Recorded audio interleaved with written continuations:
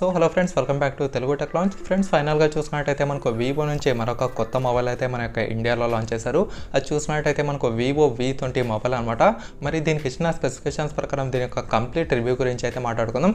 అంతేకాక ఈ యొక్క మొబైల్స్ అనేవి గేమర్స్కి యూజ్ అవుతుందా లేదా, తర్వాత మంచి కెమెరా కావాలనుకునే వాళ్ళకి యూజ్ అవుతుందా లేదా, తర్వాత బ్యాటరీ బ్యాకప్ అలాగే ఫాస్ట్ ఛార్జింగ్ కావాలనుకునే వాళ్ళకి యూజ్ అవుతుందా లేదా, సో ఓవరాల్గా చూసుకుంటే మనకు ఎన్ని డేస్ బ్యాటరీ వస్తుంది, లేకపోతే ఇదే ప్రైస్ లైన్లో మనకి మంచి ఆల్టర్నేటివ్ మొబైల్ ఏదైనా ఉందా, ఇవన్నీ మనం ఈ వీడియోలో అయితే క్లియర్గా తెలుసుకుందాం.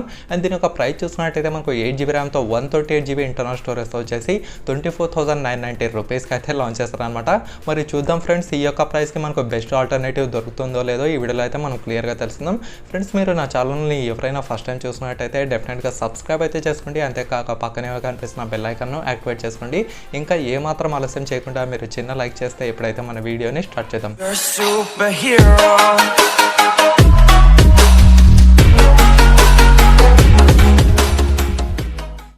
ఫ్రెండ్స్, ముందుగా చూసినట్టయితే వివో V20 దీని యొక్క డిజైన్ గురించి అయితే మాట్లాడుకుందాం. ఈ యొక్క వివో V20 మనకు బ్యాక్ సైడ్ చూసినట్టయితే 64 మెగాపిక్సెల్ ద్వారా వచ్చిన ఈ యొక్క ట్రిపుల్ కెమెరా సెటప్తో అయితే ఉంటుంది. అండ్ బ్యాక్ సైడ్ ఈ యొక్క కెమెరా మోడల్ ఏదైతే ఉందో ఇది మనకు చూడడానికి చాలా అట్రాక్టివ్గా అయితే కనిపిస్తుంది అనమాట. ఇప్పటిదాకా చూసినట్టయితే ఇలాంటి డిజైన్తో మనకు వేరే మొబైల్ అయితే అక్కడ ఏదీ లేదు. తర్వాత ఫ్రంట్ సైడ్ చూసినట్టయితే మనకు యూ షేప్ నౌస్లో ఈ యొక్క 44 మెగాపిక్సెల్ ద్వారా వచ్చిన సెల్ఫీ కెమెరాతో అయితే ఉంటుంది.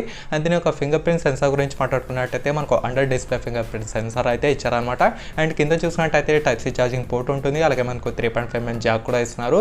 సో ఓవరాల్గా చూస్తే మనకు ఫస్ట్ ఇంప్రెషన్ మాత్రం చాలా బెస్ట్ ఇంప్రెషన్ అనే చెప్పుకోవచ్చు. చూడడానికి మాత్రం మనకు చాలా అట్రాక్టివ్గా అయితే ఉందని చెప్పుకోవచ్చు అనమాట.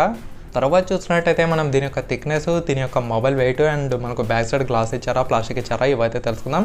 ఈ యొక్క వివో V20 చూసినట్టయితే మనకు 7.1mm మొబైల్ థిక్నెస్ అయితే ఉంటుంది. సో చూడడానికి మనకు చాలా స్లిమ్ మొబైల్ అనే చెప్పుకోవచ్చు. అండ్ దీని యొక్క వెయిట్ గురించి మాట్లాడుకున్నట్టయితే మనకు 171 గ్రామ్స్ మొబైల్ వెయిట్ అయితే ఉంటుంది. సో వెయిట్ కూడా మనకు చాలా తక్కువ వెయిట్తో, తక్కువ స్లిమ్తో అయితే ఉంటుందన్నమాట. సో మనకు మొబైల్ హోల్డ్ చేసి పట్టుకున్నా మరీ అంత బరువు అయితే కనిపించదు.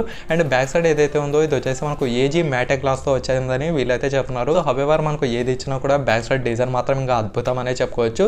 సో డెఫినెట్గా ఈ యొక్క మొబైల్ మనకు స్లిమ్ డిజైన్ కావాలని కోరుకునే వాళ్ళు, తర్వాత మంచి బ్యాలెన్స్డ్ వెయిట్ కావాలని కోరుకునే వాళ్ళు, అంటే తక్కువ వెయిట్లో ఒక మంచి మొబైల్ కావాలంటే డెఫినెట్గా ఈ యొక్క మొబైల్ అనేది మీకు ఫస్ట్ ఆప్షన్లో అయితే ఉంటుంది. తర్వాత చూసినట్టయితే మనం దీని యొక్క డిస్ప్లే గురించి మాట్లాడుకుందాం. దీని యొక్క డిస్ప్లే చూసినట్టయితే మనకు 6.44 ఇంచ్ ఫుల్ హెచ్డీ ప్లస్ ఈ యొక్క అమోల్డ్ డిస్ప్లే అయితే ఇచ్చారు. అంతేకాక మనకు 20:9 ఆస్పెక్ట్ రేషియో ఉంటుంది. అండ్ దీని యొక్క ఫింగర్ ప్రింట్ సెన్సార్ గురించి మాట్లాడుకున్నట్టయితే మనకు under display finger print censor అయితే ఇచ్చారు. ఓవరాల్గా చూసుకుంటే ఇక్కడ మనకు డిస్ప్లే మాత్రం చాలా అద్భుతమైన డిస్ప్లే అనే చెప్పుకోవచ్చు.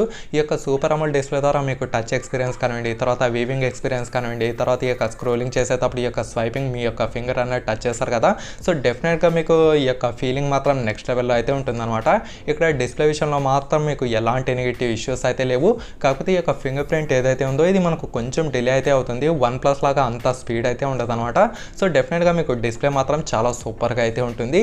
తర్వాత చూసినట్టయితే మనం దీని యొక్క కెమెరా గురించి మాట్లాడుకుందాం. మనకు బ్యాక్ సైడ్ కెమెరా చూసినట్టయితే 64 మెగాపిక్సెల్ ద్వారా వచ్చిన ట్రిపుల్ కెమెరా సెటప్ అయితే ఉంటుంది. ఈ యొక్క 64 మెగాపిక్సెల్ ఈ యొక్క మెయిన్ కెమెరా ఏదైతే ఉందో ఇది మనకు f1.9 అపార్చర్తో అయితే ఉంటుంది అనమాట. తర్వాత 8 మెగాపిక్సెల్ వచ్చేసి మనకు అల్ట్రా వైడ్ యాంగిల్ కోసం, తర్వాత 2MP వచ్చేసి డెప్త్ సెన్సర్ కోసం అయితే యూస్ చేశారు. అండ్ దీంతో మీరు up to 4K 30 frames per second వరకు అయితే రికార్డ్ చేయొచ్చు. అండ్ ఫ్రంట్ కెమెరా ఏదైతే ఉందో ఇది వచ్చేసి మనకు 44 మెగాపిక్సెల్ ద్వారా ఈ యొక్క యూ షేప్ నౌస్లో సెల్ఫీ కెమెరా అయితే ఇచ్చారు. దీంతో కూడా మీరు up to 4K 30 frames per second వరకు అయితే రికార్డ్ చేయొచ్చు అనమాట. అండ్ ఈ యొక్క 44 మెగాపిక్సెల్ కెమెరా ఏదైతే ఉందో ఇది వచ్చేసి మీకు f2.0 అపార్చర్తో అయితే ఉంటుంది. మరి ఈ యొక్క కెమెరా ఎలా ఉంటుంది బ్రదర్ అంటే, డెఫినెట్గా ఈ యొక్క కెమెరా అనేది అద్దరిపోతుంది ఫ్రెండ్స్. మీరు ఈ యొక్క యూట్యూబ్ క్రియేటర్ కానివ్వండి, తర్వాత టిక్టాక్ వీడియోస్ చేసే వాళ్ళు కానివ్వండి, తర్వాత అస్తమానం సెల్ఫీ దిగే వాళ్ళు కానివ్వండి, తర్వాత అస్తమానం ఈ యొక్క ఫొటోస్ దిగే వాళ్ళు కానివ్వండి, నేను టూర్స్కి వెళ్ళి ఫోటోలు దిగుతుంటాను అనే వాళ్ళు కూడా డెఫినెట్గా ఈ యొక్క కెమెరా అనేది మనకు అద్భుతంగా అయితే ఉంటుంది. ఇందులో కెమెరా విషయంలో మీకు అట్లీస్ట్ 1% కూడా నెగిటివ్ డిసడ్వాంటేజ్ అయితే ఉంటుంది అనమాట. ప్రతి ఒక్కటి అద్దరిపోయిందనే చెప్పుకోవచ్చు మనకు కెమెరా విషయంలో. తర్వాత చూసినట్టయితే మనం దీని యొక్క ప్రాసెసర్ గురించి మాట్లాడుకుందాం. ఇక్కడ ప్రాసెసర్ చూసినట్టయితే దీంట్లో వచ్చేసి మనకు క్వాల్కామ్ స్నాప్డ్రాగన్ 730G యొక్క ప్రాసెసర్ అయితే ఇచ్చారు. ఇది వచ్చేసి మనకు 8nm టెక్నాలజీ పైన బిల్ట్ అయిన ప్రాసెసర్ అనమాట. సో ఫస్ట్ టైం మనకి ఈ యొక్క మొబైల్ వచ్చేసి గేమింగ్ మొబైల్ అనే చెప్పుకునే ఛాన్స్ అయితే ఉంది. ఎందుకంటే మనకు క్వాల్కామ్ స్నాప్డ్రాగన్ 720G ప్రాసెసర్ అయితే ఇచ్చారు. ఇది ఒక మంచి గేమింగ్ ప్రాసెసర్ అనే చెప్పుకోవచ్చు అనమాట. మీరు PUBG, free fire, call of duty ఇంకా వేరే గేమ్స్ ఏమైనా ఆడండి, దీంట్లో వచ్చేసి మీరు చాలా స్మూత్గా స్మూత్గా అయితే ఆడొచ్చు. కాకపోతే వీలైనంత వరకు మీడియం సెట్టింగ్స్లో ఆడడానికి మాత్రమే ట్రై చేయండి. అలా చేసినప్పుడు మీకు హీటింగ్ ఇష్యూ కానివ్వండి, తర్వాత ల్యాగ్ ఇష్యూ కానివ్వండి, తర్వాత క్రాషింగ్ ఇష్యూస్ కానివ్వండి, ఇవైతే మీకు మ్యాక్సిమంగా అయితే తగ్గిపోతాయని చెప్పుకోవచ్చు. తర్వాత చూసినట్టయితే మనకు ఆండ్రాయిడ్ 10 అప్డేట్ కూడా ఉంటుంది. అండ్ దీని యొక్క ఓఎస్ గురించి మాట్లాడుకున్నట్టయితే మనకు ఫంటచ్ ఓఎస్ 11తో అయితే ఉంటుంది. అండ్ ఫైనల్గా దీని యొక్క జీపీయూ సెక్షన్ గురించి మాట్లాడుకున్నట్టయితే మనకు Adreno 618 జీబీ అయితే ఇచ్చారు.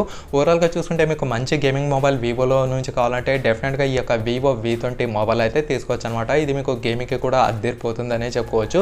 తర్వాత చూసినట్టయితే మనం దీని యొక్క ర్యామ్, దీని యొక్క ఇంటర్నల్ స్టోరేజ్ వేరియంట్స్ గురించి అయితే మాట్లాడుకుందాం. ఇక్కడ దీని యొక్క ర్యామ్ మనకు ఇప్పుడు దాకా చూసినట్టయితే కేవలం సింగిల్ వేరియంట్తో మాత్రమే లాంచ్ చేశారు.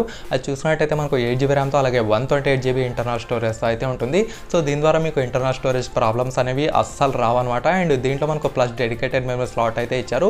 128GB కూడా మీకు తక్కువ వస్తుందనే సిచ్యువేషన్లో ఇక్కడ మనకు డెడికేటెడ్ మెమరీ స్లాట్ ఇచ్చారు కాబట్టి దీని ద్వారా మీరు ఇంకొక ఎక్స్టర్నల్ మెమరీ కార్డ్ అయితే వేసుకొని ఈ యొక్క స్టోరేజ్ అనేది పెంచుకోవచ్చు అనమాట. తర్వాత చూసినట్టయితే మనం దీని యొక్క బ్యాటరీ గురించి మాట్లాడుకుందాం. దీంట్లో బ్యాటరీ చూసినట్టయితే మనకు 4000 mAh బ్యాటరీ అయితే ఇచ్చారు. అంతేకాక మనకు ఫాస్ట్ ఛార్జింగ్ సపోర్ట్ కోసం 33 watts ఫాస్ట్ ఛార్జింగ్ సపోర్ట్ అయితే ఇచ్చారనమాట. మీకు ఓవరాల్గా ఈ యొక్క ఛార్జింగ్ అనేది డెఫినెట్గా 1 day ఫుల్ ఛార్జ్ అయితే కంపల్సరీగా వస్తుంది. ఈవెన్ మీరు గేమింగ్ ఆడినా సరే మీకు ఎటువంటి బాధ అయితే ఉండదు అనమాట. And 33 watts fast charging support ఇచ్చారు కాబట్టి మీకు నియర్లీ 1 hour లోపలే కంప్లీట్గా ఫుల్ ఛార్జ్ అయితే చేసి చూపిస్తుంది.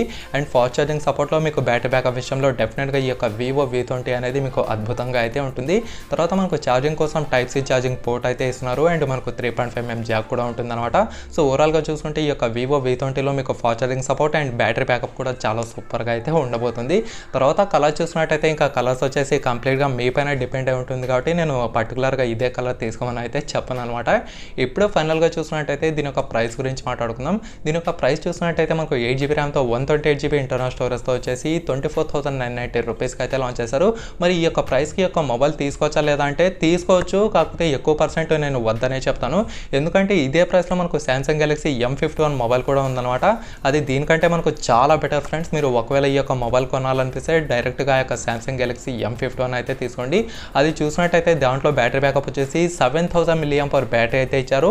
అంతేకాక ఫాస్ట్ ఛార్జింగ్ సపోర్ట్ చూసినట్టయితే మనకు 25 watts ఫాస్ట్ ఛార్జింగ్ సపోర్ట్ అయితే చేస్తుంది అనమాట. అంతేకాక దాంట్లో మనకు కెమెరా విషయం గురించి మాట్లాడుకున్నట్టయితే దాంట్లో కూడా మనకు 64 మెగాపిక్సెల్ ద్వారా వచ్చిన క్వాడ్ కెమెరా సెటప్ ఉంటుంది. కాకపోతే Vivo V20లో వచ్చేసి మనకు 64 మెగాపిక్సెల్ ద్వారా వచ్చిన కేవలం ట్రిపుల్ కెమెరా సెటప్తో మాత్రమే ఉంటుంది అనమాట. హవెవర్ మీకు సెల్ఫీ విషయంలో మాత్రం డెఫినెట్గా ఈ యొక్క Vivo V20ని మనకు సామ్సంగ్ గెలాక్సీ M51 అయితే అస్సలు బీట్ చేయలేకపోయిందనే చెప్పుకోవచ్చు. ఎందుకంటే సామ్సంగ్ గెలాక్సీ M51 వచ్చేసి మనకు 32 మెగాపిక్సెల్ ద్వారా కెమెరా ఉంటుంది. ఈ యొక్క Vivo V20లో చూసినట్టయితే 44 మెగాపిక్సెల్ కెమెరా అయితే ఉంటుంది. మీకు సెల్ఫీ విషయంలో మాత్రం డెఫినెట్గా ఈ యొక్క Vivo V20 అనేది డెఫినెట్గా మనకు మంచి వర్కౌట్ అవుతుందనే చెప్పుకోవచ్చు అనమాట.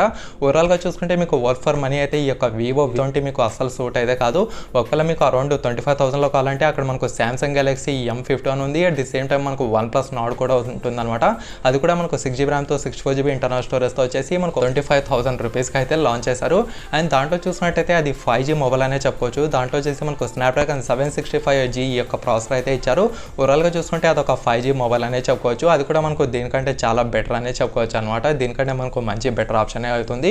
హవెవర్ మనకు ఈ యొక్క సెల్ఫీ విషయంలో ఈ యొక్క OnePlus Nord మొబైల్ కానివ్వండి, తర్వాత సామ్సంగ్ గెలాక్సీ M51 మొబైల్ కానివ్వండి, ఈ యొక్క Vivo V20 యొక్క సెల్ఫీ కెమెరాను అస్సలు బీట్ అయితే చేయలేవు. కాకపోతే బ్యాక్ సైడ్ కెమెరాస్ చూసినట్టయితే మనకు సామ్సంగ్ గెలాక్సీ M51 అయితే అద్దరిపోతుందనే చెప్పుకోవచ్చు అనమాట.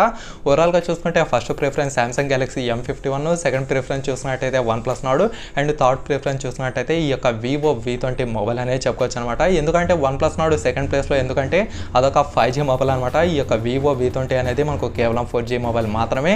సో ఓవరాల్గా చూసుకుంటే ఇదనమాట ఫ్రెండ్స్ ఈ యొక్క Vivo V20 మీరైతే తీసుకోవచ్చు. ఇందులో మీకు ఎలాంటి ఇష్యూస్ అయితే ఉండవు. కాకపోతే ప్రైస్ విషయంలో గుర్తు తెచ్చుకుంటే మనకు డెఫినెట్గా సామ్సంగ్ గెలాక్సీ M51 లేకపోతే OnePlus Nord అనేది అక్కడ మనకు చాలా సూపర్గా అయితే ఉంటాయన్నమాట. సో ఓవరాల్గా చూసుకుంటే ఇదనమాట ఫ్రెండ్స్ ఈ యొక్క Vivo V20 దీనికి ఇచ్చిన స్పెసిఫికేషన్స్ ప్రకారం దీని యొక్క కంప్లీట్ రివ్యూ. మరి మీకు ఇంకా ఏమైనా డౌట్స్ ఉంటే కింద కామెంట్ సెక్షన్లో కామెంట్ చేయండి, నేను కూడా తెలుసుకుంటాను. అంతేకాక ఈ వీడియోని లైక్ చేసి మీ ఫ్రెండ్స్తో వాట్సాప్ అలాగే ఫేస్బుక్ గ్రూప్లలో షేర్ చేస్తూ ఉండండి. ఓకేనా friends, thank you for watching.